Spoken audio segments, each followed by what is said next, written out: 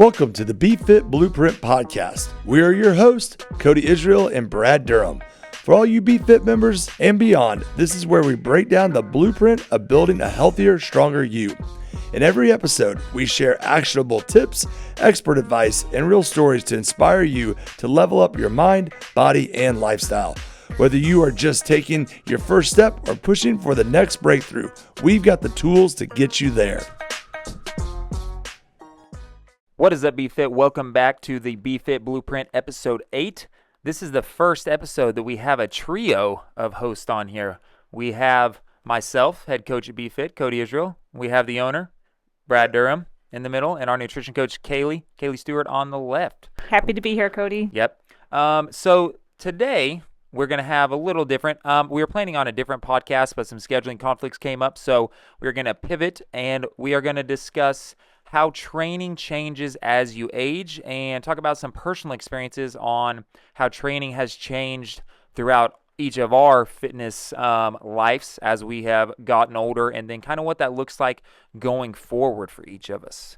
As you know, like the benefits of strength training, we talked a lot about in episode 1 of season 2 of the Be Fit Blueprint, so you can reference back to that if you haven't listened to that episode. But some of those things include like an increased metabolism. It helps lowers the risk of chronic disease. It helps your insulin sensitivity, stronger bones, which is very important as you age. It helps prevent cognitive decline, and it will also increase your quality of life as you get older, being able to do all of the things you want to do as you age. You know, Cailie, I think Cody kind of looked away when he talked about as you age. He looked away from our direction. Well, I'm the oldest person here, so. Cailie, not by much. Not by much. Yeah, Cailie, by kind of a lot. You're like an older sister to me. There's almost the same age gaps. Like Cailie, you're 51. 51. Oh no, it's 8 years. I'm 43, and Cody is 29. So Yeah, so I'm the senior here. You are the senior. That's right. Yep. But I think we are going to start this episode off with you, Brad. All right, we're going to start off with the owner of Be Fit, talking about his fitness journey starting. We'll go way back into I don't even know, whenever you want to start. Goodness, it started at Liberty High School in 7th grade. Actually, even before that. In 6th grade, we moved to Liberty, Missouri, and I tried out for the Riverside Jets. It was a 5th and 6th grade football team. And they had a weight limit, as most high school or most middle schools do, and they you couldn't weigh over 150 pounds to play offensive line. To touch the ball, you mean? To run with the ball? No, just to play. Oh, you had to be I think under 125 or under 115. It was 120 when I played. If you were under 120, you could carry the ball. Yeah, so you couldn't be under. You had to be under 150 just to play. And, we had moved to Liberty, and I had spent the summer, my 6th grade summer, eating pizza and probably too many Little Debbie's and too much Coca-Cola. And so I was 165 pounds going into my 6th grade year. Wow. And I don't know, I was probably 5'6" with a flat top. And do we have photo evidence of this? I would love to see this. Put that in the show notes. Yeah. If you probably talk to Heidi, you could probably find something. So I had to lose 15 pounds just to play football. And I love playing football. Like, that was my life. So I did. Basically, I cut all my meals in half, and I went to practice, and I drank a lot of water, and I sweated a whole lot, which I'm doing right now because it's horribly hot in here. And from there, I made it down to 141 in 6 weeks. Wow. So as a 12-year-old, 6 weeks worth of just cutting my portion. That was probably pretty hard as a 12-year-old, having to even think about that. You're still growing, too. Yeah, it was hard. But honestly, it was probably the best thing for me. My body changed. My body chemistry, I think, changed. I started to kind of define muscle a little bit, kind of got rid of that baby fat. And so it started there. And I probably gained a healthier relationship with food at that time. And I'm not saying I have a great relationship with food, but I definitely think that was kind of a change for me of like, hey, I want to use athletics to better myself, well, I have to start eating in a way that's going to better my athletics. Awareness. Yeah, that's what I was going to say. It was probably a big learning experience being able to, or I guess having to cut back on foods. And did any of your eating habits change, or did you just cut basically you just ate what you normally ate, just less of it? I ate less of it, but I didn't have snacks anymore. Okay. I didn't snack through the day. That was probably the biggest thing. I remember my parents were so supportive of it. That was what was cool about it. That's awesome. They dieted with me, and I think I beat them on how much I lost. That's really cool, though. That's really cool. So, but mom and dad and my brother at the time, he was playing high school football, so he's trying to gain weight. Mm-hmm. So he probably ate the food that I didn't eat, that was kind of fun. It was really cool. My whole family kind of rallied around me because my parents knew how much I wanted to succeed. I love football. And so fast forward through, through middle school, pretty successful in sports. And as I got into like 8th grade, I had a lot of high school coaches because we were moving to San Joe. So Coach Dudek was pretty excited about me coming to town. Ended up starting as a freshman at San Joe Central here, and was a varsity player all 4 years. And even as I went, I was cognitive of eating junk. Mm-hmm. Now, granted, I ate a lot of junk, and I probably remember my senior year in high school was probably the year that I definitely started to kind of make a little bit of a change on the junk food. I remember I did a 40-day fast from cookies, donuts, ice cream, and anybody knows me, those are like my favorite foods. And so I fasted for those for 40 days. It was actually even over my high school graduation. I didn't even have a piece of cake at my own high school graduation. Dang. And so I felt like that kind of continued to set me up for college. The BeFit Blueprint is sponsored by Precision Metalworks. Attention, makers, creators, and doers. When precision is key, you need a partner you can trust. That's where Precision Metalworks comes in. With decades of experience crafting high-quality custom metal components, they bring your vision to life with precision engineering, unbeatable craftsmanship, and a commitment to excellence. Whether you're in aerospace, automotive, or looking for that one-of-a-kind custom project, they've got the tools and experience to get it done the right way the first time. Don't settle for less. Choose Precision Metalworks, where innovation meets precision. Visit precision-metal-works.com today, and let's build something amazing together.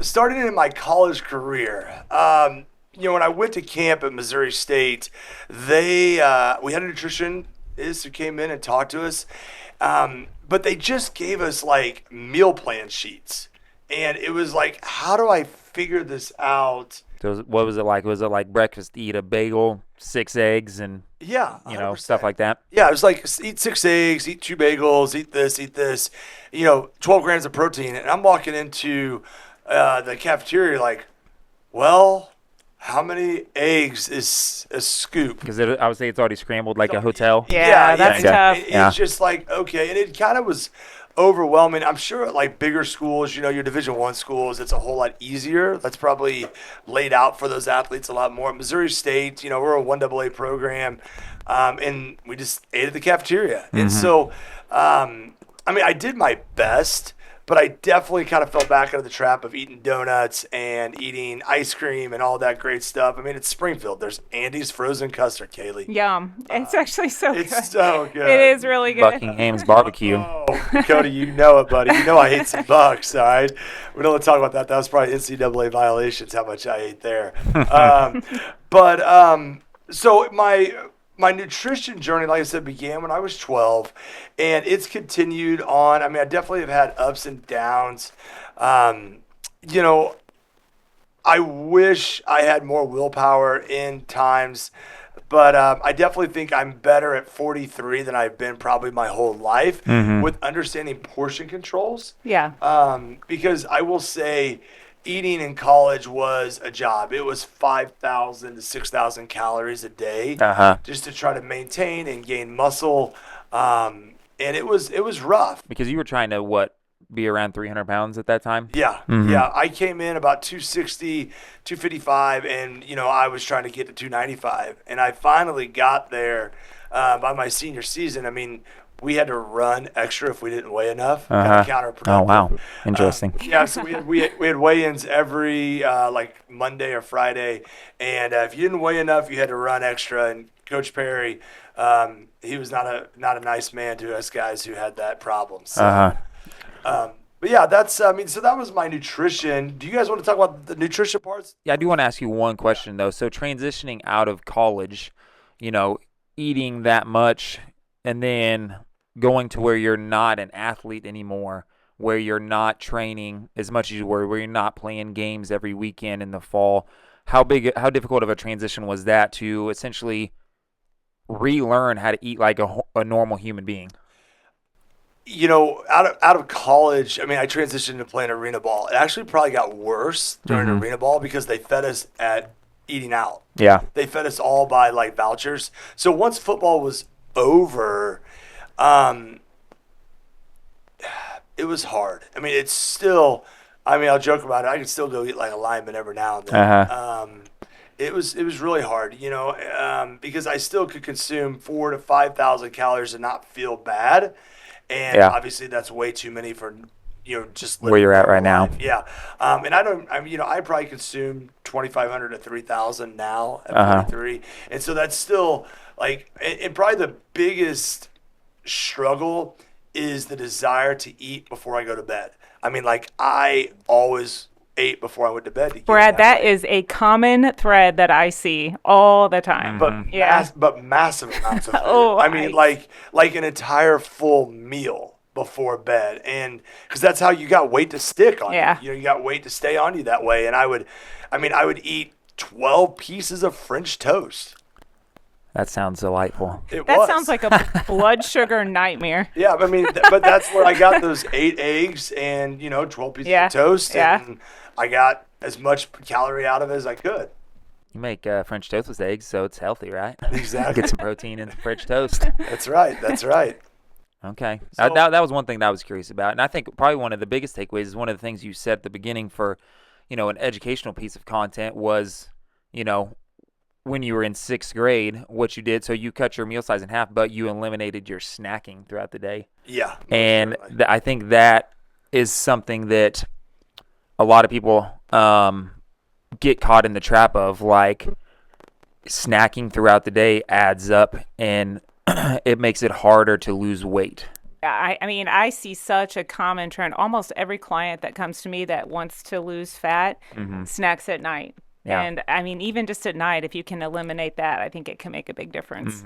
And here's those, if you, and Cailie, you're more the nutrition coach than I am, by all means. But if you're used to snacking, 500 to 1,000 calories a day, to reduce that to 250 to 300 calories a day in snacking, I mean, that's still a reduction, which is still positive, right? Yeah. You don't cut out all snacks. I mean, I would argue that it's more that you're not eating right breakfast, lunch, and dinner. There we go. Because, I mean, honestly, if you're doing it right, you should be able to go 4 hours without eating.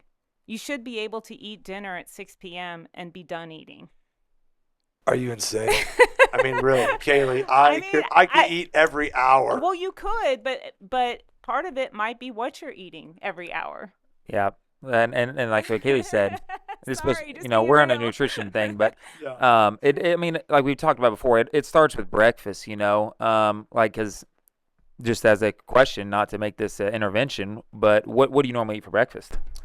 Oh, no, I'm talking about not now. I wouldn't do that every hour. No. I just meant like with feeling super hungry at the end of the day. Honestly, I don't feel too super hungry at the end of the day. I'm pretty good. I'm making the statement that I could. Gotcha. Okay. I could eat every hour with no problem because of, maybe you need to keep a food journal and let me see it.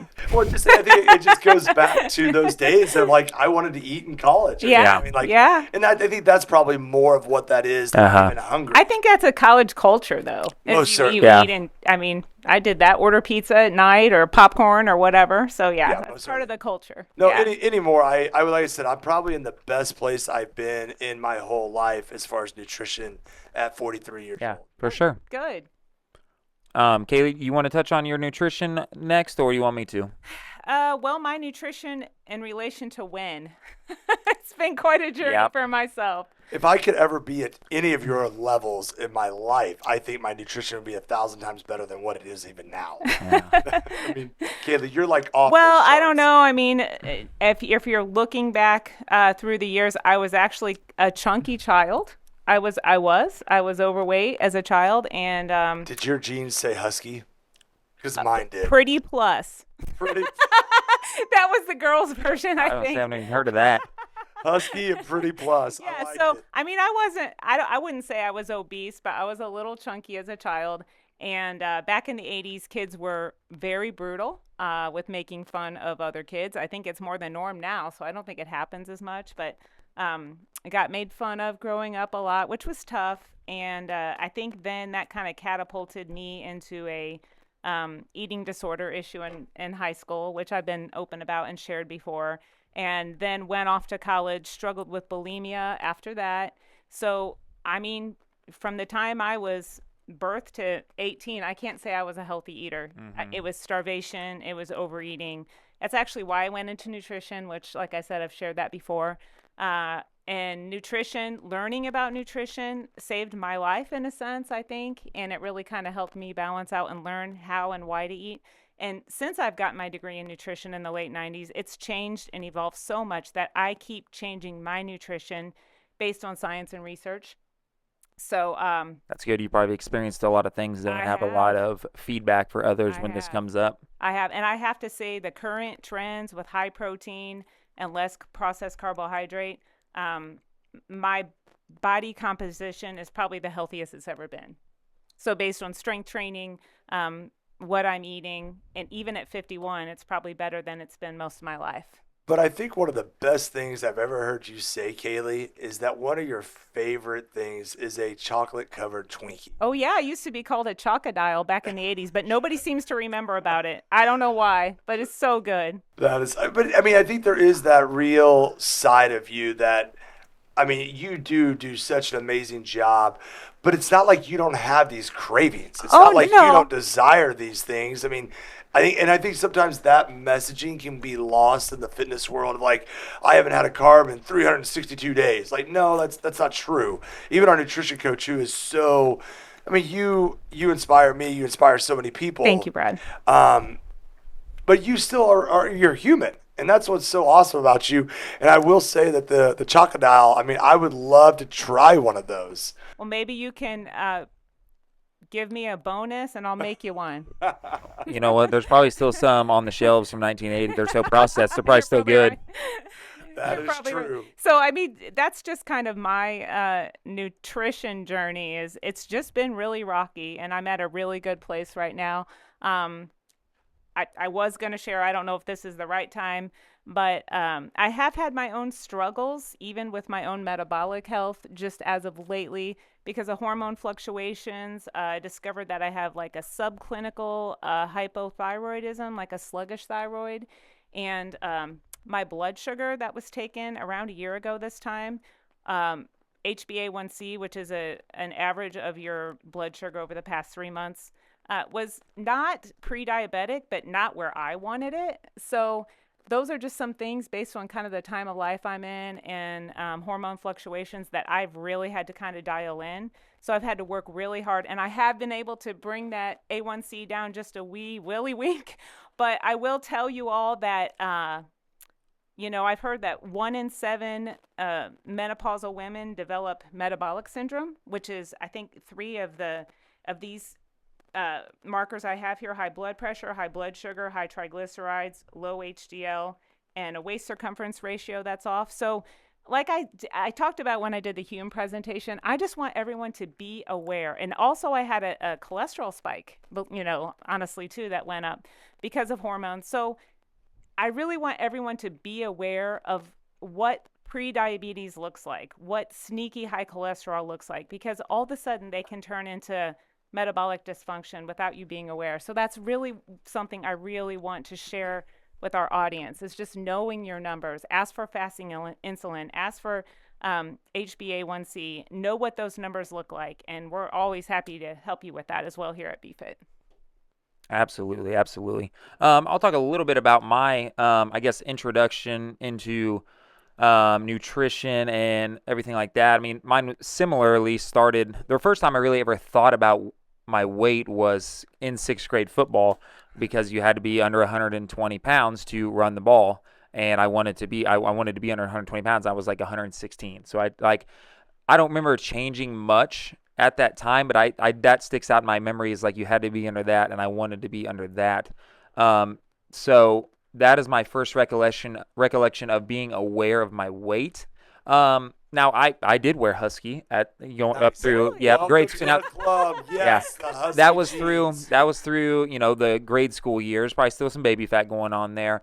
And then I would never say I struggled with weight, being overweight or anything. I was a little chubby, but I think a lot of that I would say I was considered in a normal weight range, but the body composition was drastically different from where I am today, obviously.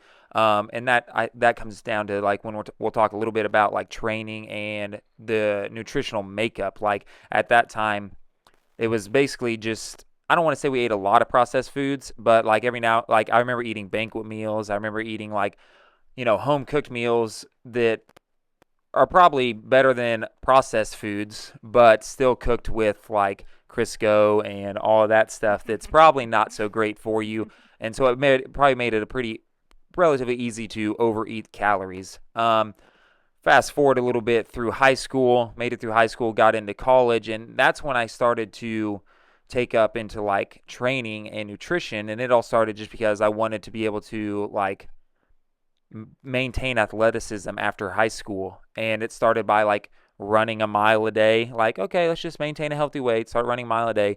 And then it was like a snowball effect after that. Like, then I started lifting weights with my youth pastor over in Troy in his garage at 5 a.m. whenever I started college. And then after that, without really being aware, I started to lose like a significant amount of weight, and I started tracking my calories without really having an idea of what I needed to shoot for, what my targets should be. I was just like, okay, I'm going to track my calories. I'm going to try to eat less. And just, the scale started like creeping down. And then it got to the point where, I for sure formed an eating disorder, because it was to the point where like in my dreams, it was dreaming about food. Yeah. Like I'm like 6'1", and I remember like at one point seeing, now this was in the evening time, I like weighed myself on the scale, and it was like 147 pounds or something like that. Wow. And the thing was, like, I was lifting at the time, so I had like, I'm sure my body fat percentage was super low, but it was also to an unhealthy point of low, because I did not have any body fat like on me. And so it was really weird. I would have been curious to know what like hormonal changes took place at that time with like my leptin and my ghrelin. And then at one point there was a comment made by one of my friends. He had asked me a question, and jokingly, but like, how guys are, your best friends, or he was like, "Do you have cancer?" And I was like, wow. No, I don't. And then it like kind of opened my eyes a little bit. I'm like, do I look like wow. ill?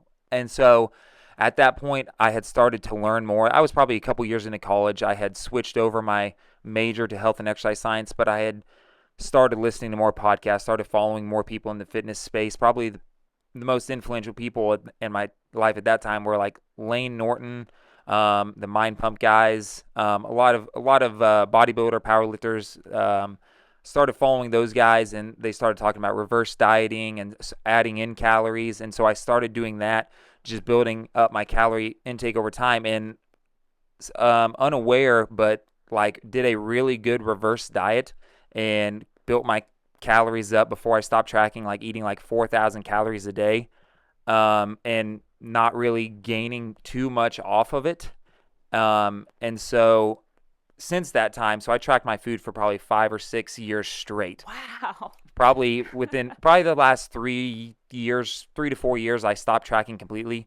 just because I have a good enough grasp on my nutrition and how much calories and the macronutrients make up the food, I've stopped that completely. And I think probably my relationship, like you, Cailie, right now, this point in my life is probably better with food than it ever has been. I'm very aware, or I'm becoming more aware of what foods, how they make me feel. Like what Brad was saying, like, yes, of course, I'm a human being and I have cravings and a lot of stuff, and I eat, like, my mom made chocolate cake for Jade this last week, and I've had chocolate cake 3 out of the last 4 nights, but I'm able to be aware of how much I'm putting in, how much I've consumed throughout the day, and how much my body needs, but also realize, like, how does this make me feel? How is this going to make me feel? Is this going to affect anything else throughout? Is it going to affect my cravings later on in the day or in the morning? Stuff like that, because, eating certain amounts of macronutrients affects how your body responds, like in the middle of the night or in the morning time. So just being aware of what you consume and how it affects you, I think, is a big thing when it comes to, like, nutrition. And I think it actually makes it easy to pass on things. Yeah, for sure. Because even regardless of the taste, if you know how that's going to make you feel, sometimes it's easy for me to pass on it, honestly. That's hard. That's a hard pass there. Nothing Cailie. tastes as good as being healthy feels, Brad. Put that on a t-shirt. I have to tell myself that's true, but my heart says no, it's not. It's all about how you eat it, how much you eat of it. Yes. Kind of like Cody was saying, balance. Oh, most certainly. And Cody, that's a really incredible story that you were able to kind of walk through that eating disorder by yourself and kind of back out of that through just, education, and that's really cool. And I mean, you do a great job. I know when you first came on staff here, I don't even think, was Sam working here then at that time? Did we have the nutrition coach position? No. No, and I know I would send a lot of people to you to ask questions. I'm like, hey, I believe that. go talk He to Cody. knows a ton. Exactly, and I know he helped a bunch of people, and so I think that's just a really cool story, man. Thank you. I didn't know that about you. Yep. So. Yep. Probably more details than that, but that was the basic overview. So of my last 10, 12 years going down this fitness journey. So let's pivot to a little bit of training. So we've talked about how our nutrition outlook has kind of changed over the years. Brad, what has training looked like for you let's start with leading into college let's start in high school and then leading into college and then going after that. Yeah. The BFit Blueprint is brought to you by Bratton Dental Company, where your smile is our priority. At Bratton Dental, we combine state-of-the-art technology with personalized care to give you the confidence you deserve.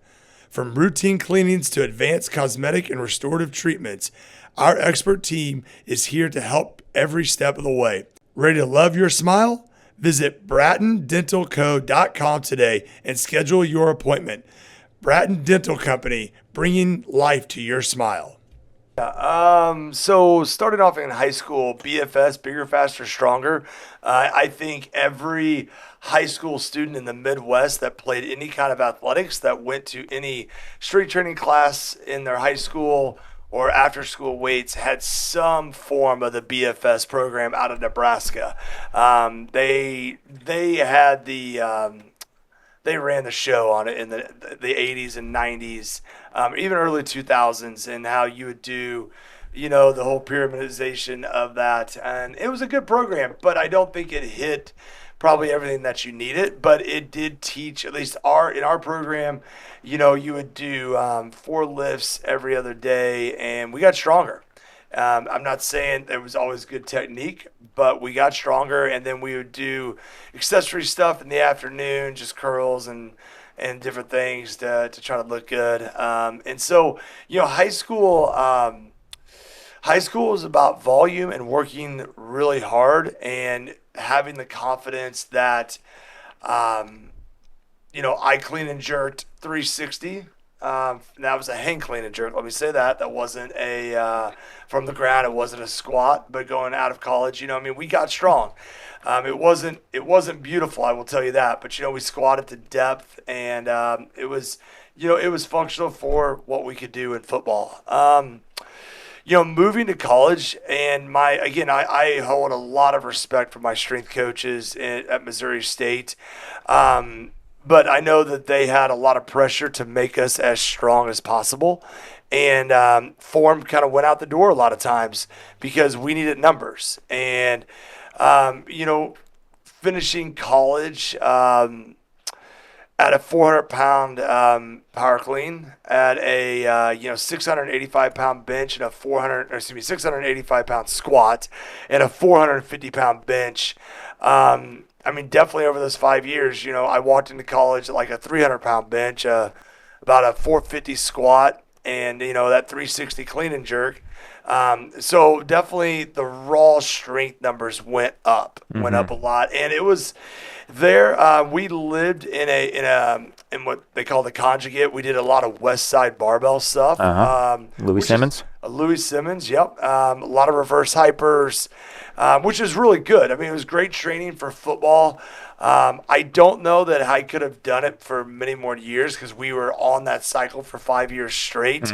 And we would fluctuate. In the spring, we would do more hypertrophy training, but we were still in that. The summer is more speed training, getting ready for season. Season was maintenance.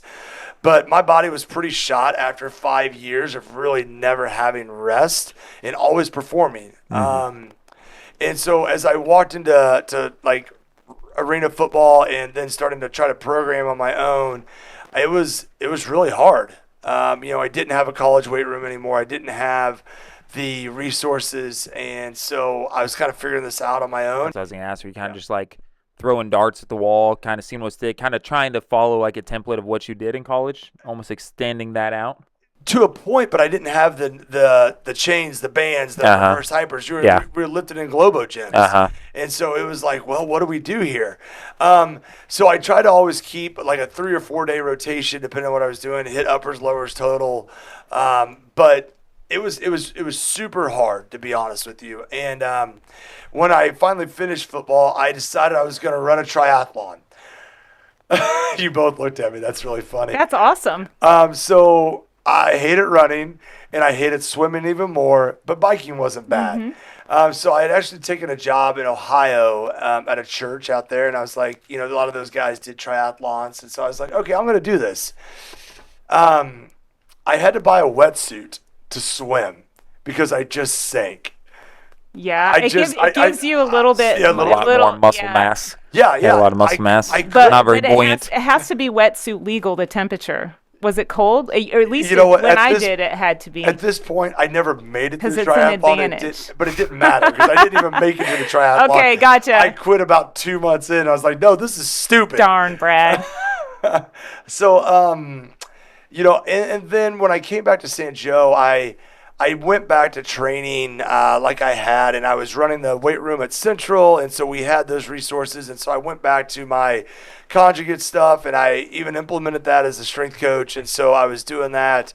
And then I found CrossFit, and when I was 30 years old, it was on my 30th birthday that I went to my level 1, and what's funny is I'd never done a CrossFit workout in my life before I went to my level 1. And so my first CrossFit workout was Fran, and it definitely changed my entire thinking on how to work out. The idea of the metabolic conditioning, the metabolic zones, the trying to reach different stimuluses. That was so foreign to me because it was always just go hard. For those of you that don't know, Fran is a CrossFit benchmark workout, 21, 15, 9 of thrusters and pull-ups. You will do 21 of each, 15 of each, 9 of each. It's a very high motor, short endurance sprint workout. And if you eat Chipotle 3 hours before, you talk about the not feeling well for what you ate. Yeah, that was me. I had no idea. I had no idea. I didn't know what this was going to be like, this CrossFit thing. And so I had Chipotle for lunch in my level 1. That was a really bad idea. But I think over the last 12 years, my body has changed. Like I said, I started when I was 30. I guess that's 13 years now. I'm starting to see that as more of a masters athlete, I have to warm up way more. I have to mobilize way more. I have to recover more. And the last 3 years have kind of been plagued with some elbow surgeries for breaking off bone spurs. I don't know if that's overuse so much in the CrossFit world. I had a lot of elbow issues in college. So I think that's just stuff coming back from all those years of bench pressing and just playing football, being in the trenches of the Say offensive line. low-level car crashes with your elbows running into other people. That Pretty probably much. didn't help them either. No, oh no. I mean, my elbows literally look like just a ton of marbles on them, and all those bone spurs started finally breaking off. Ouch. And and that's just it. Bench press is, unless I do a CrossFit comp that's got bench press in it, I will probably never do another bench press cycle in my life because it's not valuable to me. And so I think there are things that, as you age as an athlete, you have to start to choose what's valuable to you, and you have to start to see, okay, hey, what am I willing to risk? Like, I love to clean and jerk and snatch. They don't hurt, so I'm going to continue to do those as a master's athlete. But bench press, I'm out on. I mean, I'll do some dumbbell bench. I like bench press. No thanks. No thanks. It hurts too much, and I end up both times, you know what I mean? Like, I've had those elbow surgeries. A lot of times both times have come from doing some bench press, and I'm like, oh, ow. So, at this point, that lift, unless I'm like at the games of the CrossFit games, no more bench pressing. Fair enough. So I think that's probably the big thing that's changed for me is now if I don't see it as a valuable movement, I'm probably going to adjust and modify and be okay with that. Yeah, and that's kind of what it's going to look like going forward, you mean? Yeah, most certainly. Yeah. And I know the next, hopefully I've got 12 good years of, hopefully if, I can lift all the way like what I'm doing now until I'm 55, doing muscle ups and snatching and clean and jerks and running.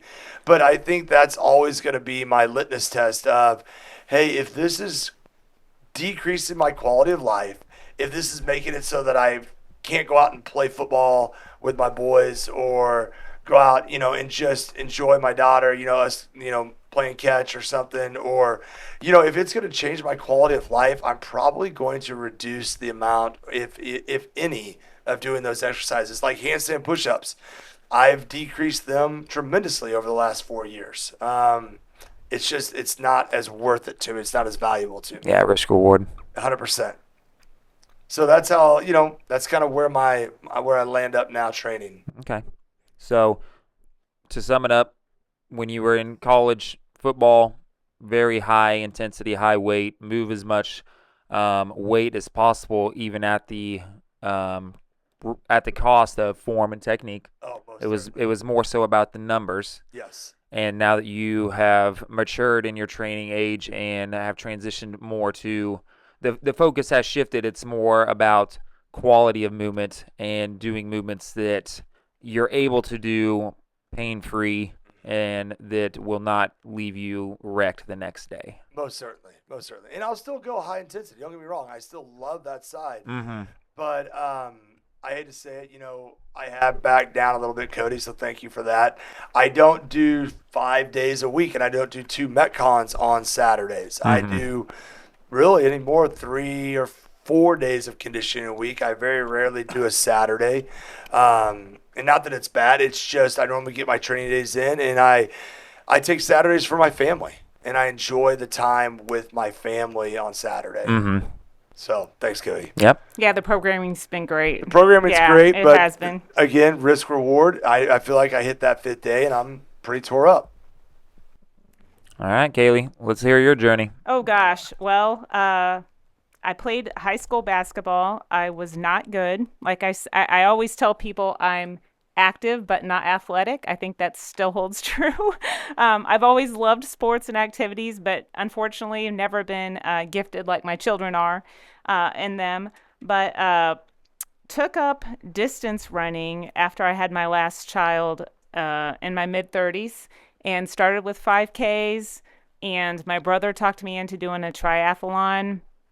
I was really hooked on that. So it's too bad to hear that you didn't ever do that, Brad. I loved it. I did a bunch of sprint distance ones and a couple Olympic distance ones. No, I'm So jealous. I was really into the swim, bike, run.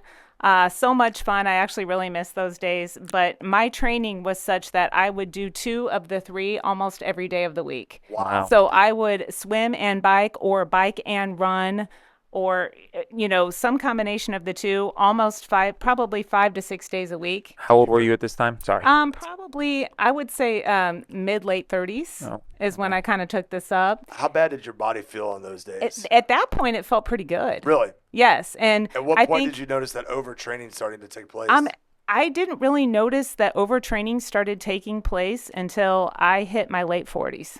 Honestly, I felt pretty good. And I think that the swimming, even though I wasn't weight training, swimming was like my form of weight training, upper body. And the swimming actually gave me a great rest from the running, and the biking actually. So the triathlon for me was actually a really good break from the distance running. I did half marathons. And when I started doing triathlons, I actually felt better. Less impact. It was less running. Yep. And once again, I was not very good at any of the 3 events. I would say I was average, which put me at an advantage because most of the other athletes were either really good on the swim or really good on the bike or really good on the run. And I was kind of average at all of them. So I usually came in okay. I mean, I was never at the top of the list, but I always did all right with that. I loved it. But, then I got busy with my kids as they got older in their sports. I didn't have time to train anymore. So I just kept with the running. And then BFit found me Yes, we did. about 4 years ago. And I had only picked up a barbell when I came here with Greg for certain special events. And I never really ever wanted to pick up a barbell or maybe I picked up a couple pink weights back in the day. I don't know.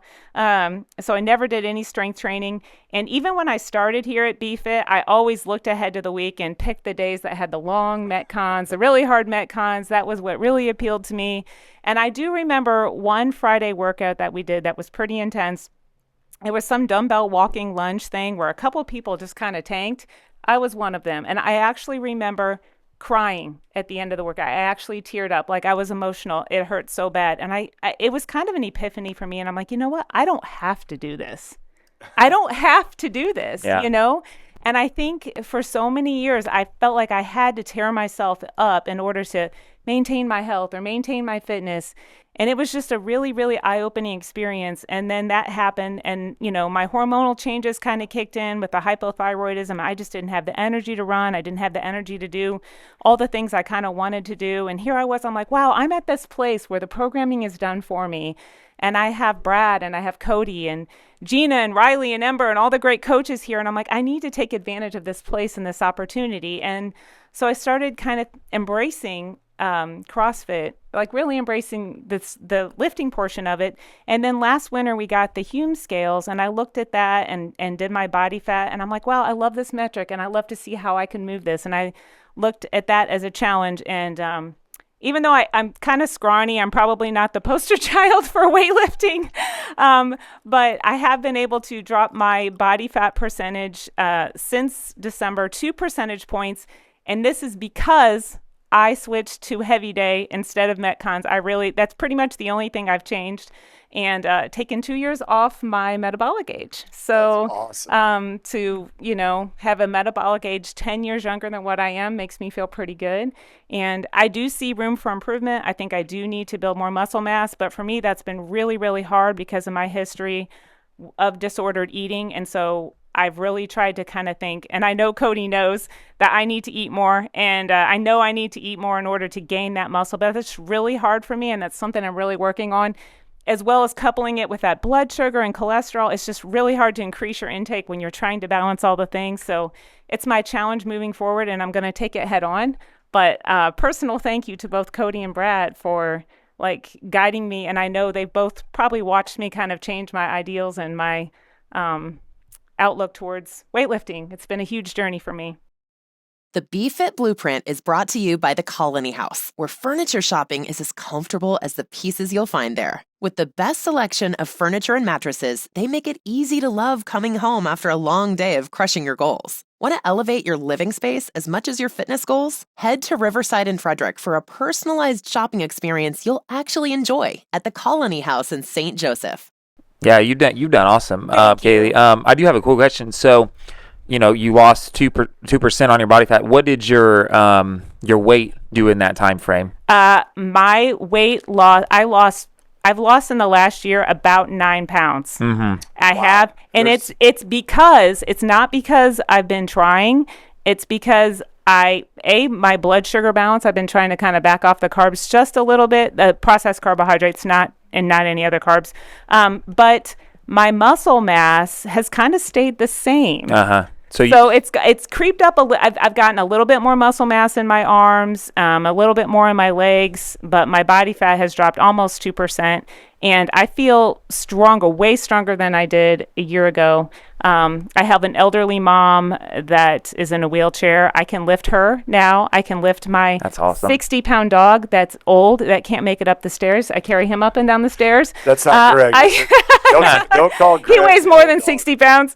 I can open up the jars that I couldn't used to open. So these are just some of the changes that I've really seen that have been, I would say, life-changing for me. Absolutely. Yeah. Absolutely. So thank you. Yeah. And I just want to frame that. So, our mantra here is you don't have to leave the gym. We don't want you leaving the gym feeling like you are beat down, feeling like you just, your day, you're not gonna be able to do anything the rest of your day. So in the past year, you have maintained your muscle mass. Mm-hmm. You've lost 9 pounds. Mm-hmm. And I'm not saying that's all attributed to focusing more on strength training, but that is one of the only changes you've made when it came to your training, was replacing high intensity, which is with strength training, which is still high intensity. It's just a different version of it.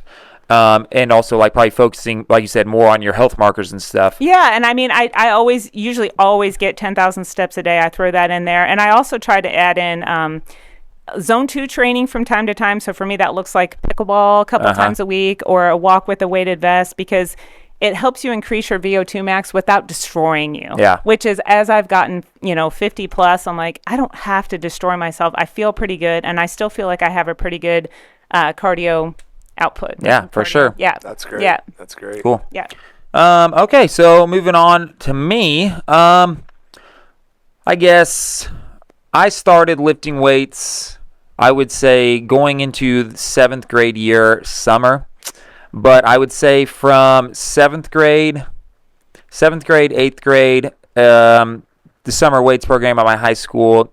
No offense to Troy High School, it was kind of in a disarray at that point in time. It is so much better now. They've got a grip on it. But those 2 years, my middle school years, there was not much going on there. I took weights class in middle school. It was Monday, Wednesday, Friday. I think we benched 2 out of those 3 days, and that was about it. And then my freshman year, we had a new football coach, and we actually had a good weights program over the summer that gained a lot of momentum with seniors through freshmen. We had a really good summer, and then that football coach left, went back to his hometown, and then the next 2 years of summer weights was kind of a dumpster fire at Troy High School.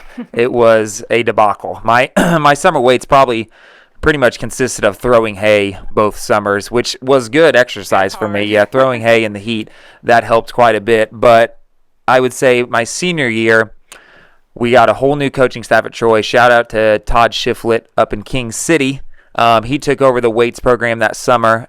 He did a fantastic job. And I would say that summer, and then leading into the winter of that year, leading into senior year baseball, since I didn't play basketball, I really honed in on trying to become a better athlete overall.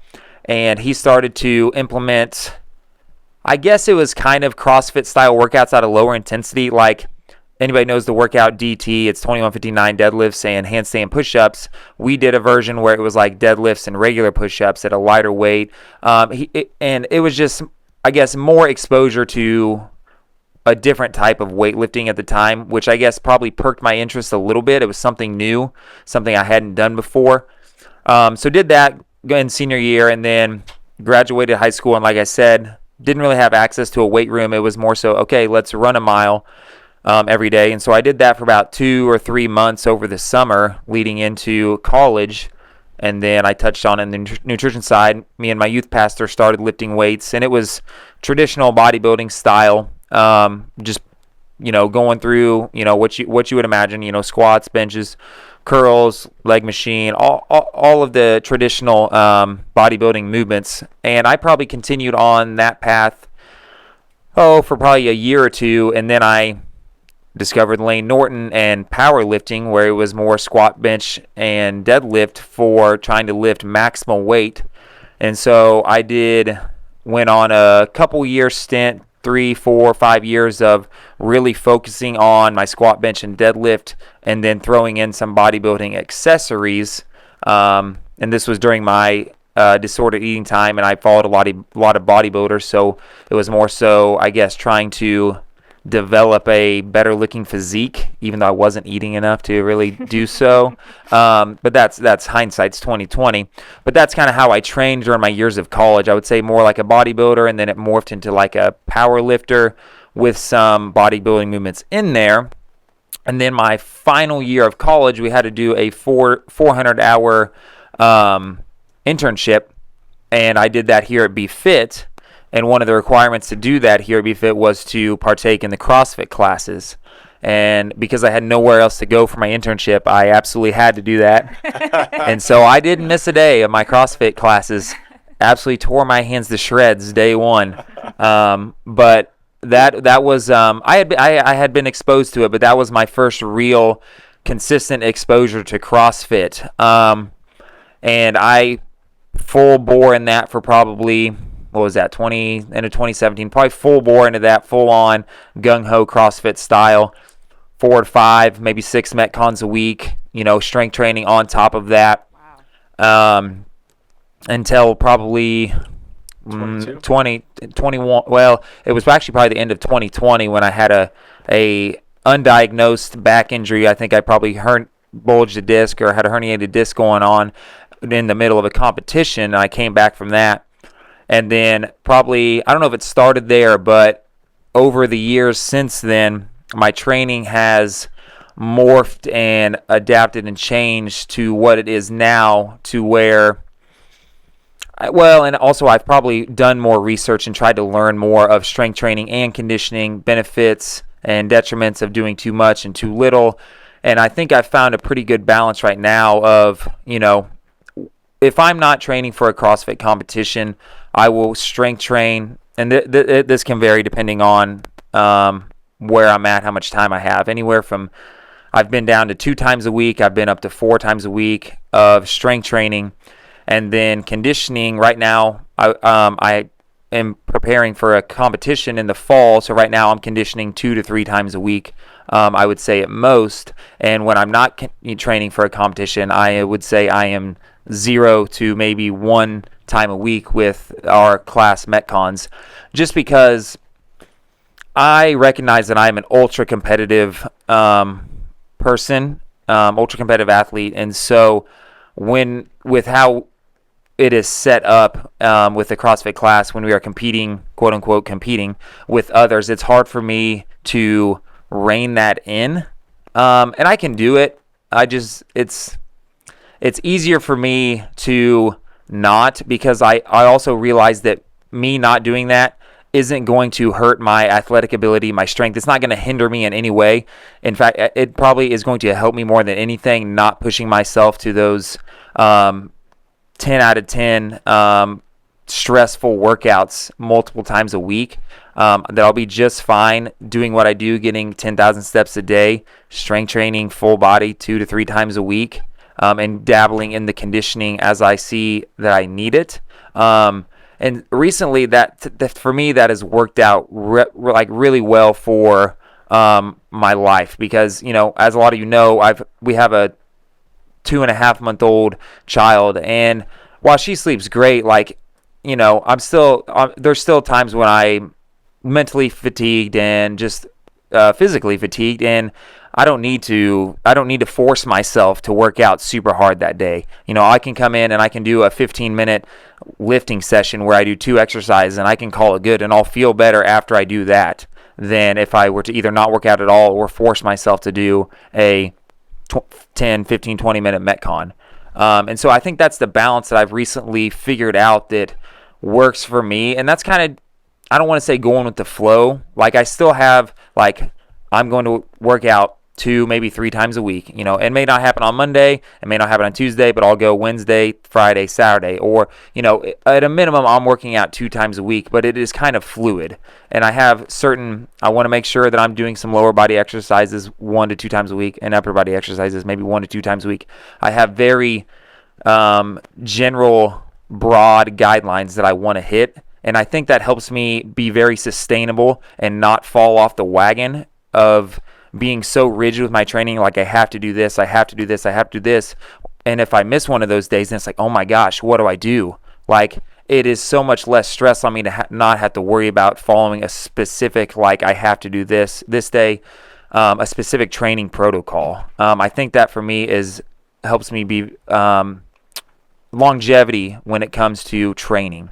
So that's just kind of where I'm at right now with how I approach my fitness and training, nutrition, everything like that. I mean, that's really impressive that you've been able to identify that whole competitive side, how you're like, hey, I know if I go here, it's going to wreck me.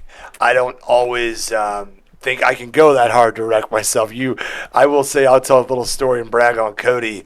A couple weeks ago, we were doing a pull-up workout, and I was like, okay, hey, this guy hasn't been working out that much. I'm going to beat him for one of the first times in my life in a pull-up workout. And this guy's over there just killing me, Cailie. I'm like, are you serious? I've been working out, trying to get ready for this competition this weekend, and Cody's just over there like, yeah, and he's killing me by like 2 rounds. When I first started working here, I saw Cody doing pull-ups with a kettlebell chained around his waist, just saying. I've never done that in my life. Yeah. Look at him. He's being humble. He's gatekeeping. Yeah, exactly. No, I mean, I think as I kind of sit here and I think about it, I think everyone may have a different path. Obviously there's kind of guidelines, there's rails that you want to kind of run on the inside of. You don't want to get so far into so much volume, so much intensity where you are hurting yourself, but also you have to have some of that in order to make changes. I think Cody always says you want to stimulate the body enough to make a change, but yet how does that go? Not to I mean, you want to I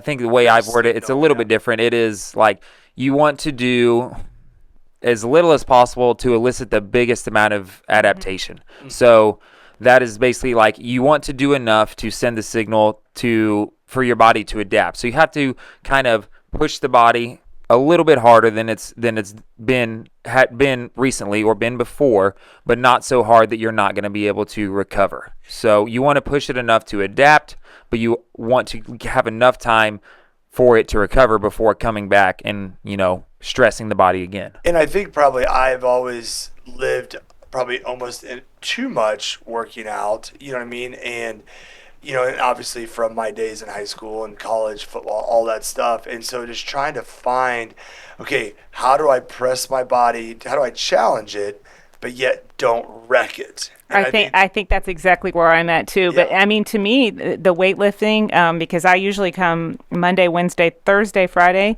I do heavy day Monday option and heavy day Wednesday option, and I feel like that pushes me in a different way, if that makes sense. Oh, it absolutely is. Different than the cardio way, but finding that balance and being able to say no. And there's been times where I'm like, you know what, I'm just not doing the Metcon today. I'll do the strength portion, but I didn't sleep well or whatever. And there's been other times where I just did the Metcon. So it's just kind of listening to your body and seeing kind of what you need. And we're constantly trying to do a better job. Cody and I are constantly talking about programming and how we can make things better for our athletes. And so, this has been a fun journey the last 13 years, 12, 15 years, whatever it's been. And I'm excited that these two are with me for the next 15 years, hopefully. So, yeah, absolutely. I've signed my contract that I'm here until you retire, Brad. So sounds good. That works. That works.